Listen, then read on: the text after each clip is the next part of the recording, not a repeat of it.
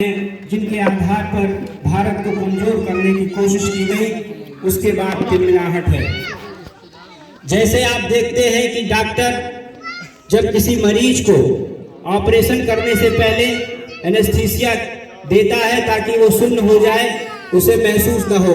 भारत की आज़ादी के बाद सेकुलरिज्म के नाम पर इस देश में सेकुलरिज्म का एनेस्थीसिया दे दिया गया, देश के लोगों को सुन्न कर दिया गया। सुन्न करने के बाद हमको गुड़ के नाम पर गोबर खिलाया गया और हमसे कहा गया कि गोबर खाते रहो। 2014 के बाद से जब देश के बहुसंख्यक हिंदुओं को लगने लगा कि अरे हम तो गोबर खा रहे थे, अब हम अपनी अगली पीढ़ी को गोबर नहीं खाने देंगे, हमको गुड़ चाहिए। जब उसने गुड़ मांगना शुरू किया तो ये तिलमिला गए और इन लोगों ने जगह जगह से तरह तरह से षड्यंत्र करने शुरू कर दिए। देश को तोड़ने की साजिश हो रही है। इसलिए ये चुनाव कोई साधारण चुनाव नहीं है।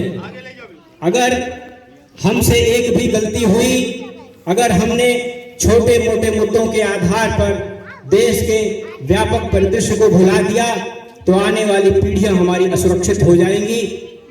हम अफगानिस्तान में देख रहे हैं, हम अपने ही देश में देख रहे हैं, केरल हो, बंगाल हो, कश्मीर हो, इन स्थितियों, यहाँ की जो स्थितियां हैं, यहाँ 1989 में रातों रात 5 लाख कश्मीरी पंडितों को भगा दिया गया।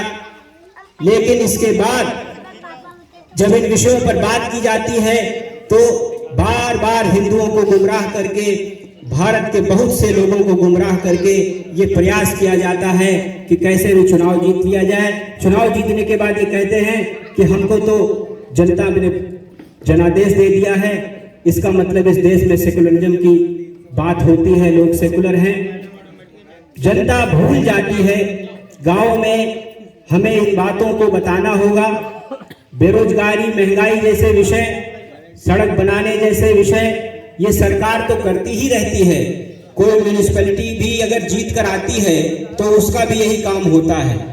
लेकिन हमेशा आप ये ध्यान रखिए कि जब जिन लोगों का चुनाव हम करते हैं, जो विधानसभा में जाकर बैठकर कानून बनाते हैं, तो हमें ये ध्यान रखना चाहिए कि जब वो कानून बनाएंगे तो उससे हमारे भविष्य के बारे में निर्धारण होता है।